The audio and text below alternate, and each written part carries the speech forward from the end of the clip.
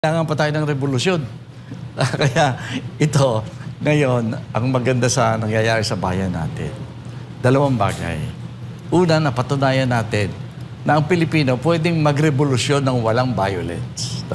Yan, napaka-importante yan. At palagay ko, iyan pa rin ang laging hinahangad ng ating kababayan na kung sakalit may gagawin tayo, walang violence.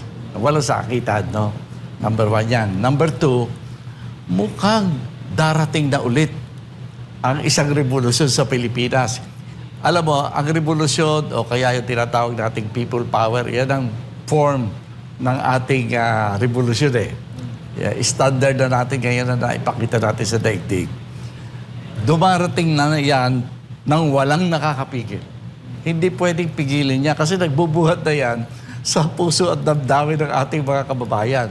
Kapag nabuo yung tinatawag na national sentiment, kahit sa ang panig ng daigdig, national sentiment means that the entire nation, buong lipunan, kikilos na. Magpapakita na ng kanilang damdamin publicly. Yan ang people power, no? Eh ako, natutuwa at nais kong ibalita sa mga hindi pa nakakadinig. Ang people power na handyan na sa pintuan ng Malacanang, darating na yan. Ngayon, ingatan natin. Samantalahin natin na kung magkakaroon tayo ng people power, magkakaroon ng tunay na pagbabago, ay ayusin natin. Paghandaan natin. Huwag yung, ang pinaghahandaan lang natin ay marami tayo sa kalsada. Dapat may mga nag-iisip na, ay kung manalo tayo, paano? Anong klaseng electoral system ang dararapat natin gawin?